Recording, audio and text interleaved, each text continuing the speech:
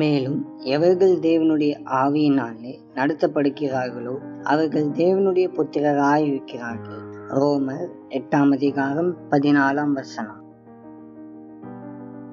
நம்முடைய சொந்த விருப்பங்களும் மாம்சத்தின் இச்சைகளும் நம்மை பாவத்திற்குள் நடத்த பார்க்கும். ஆனால் ஆவியானவரின் துணை கொண்டு சரீரத்தின் செய்கைகளை அழித்து ஆவிக்கேற்றபடி வாழ அவர் கரத்தில் அர்ப்பணிக்கும் போது நமக்கு ஆண்டவர் பலன் தருகிறார்.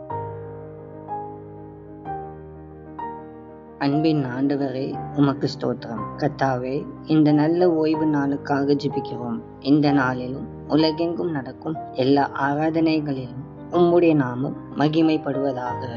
ஆண்டவரே, நாங்கள் மாம்சத்தின்படி நடவாமல் உம்மை போல ஆவிக்கேற்றவர்களாக நடக்க உதவி செய்யும். எங்களோடு நீர் இருப்பதற்காக நன்றி. இயேசுவின் மூலம் ஜெபிக்கிறோம் பிதாவே. ஆமேன்.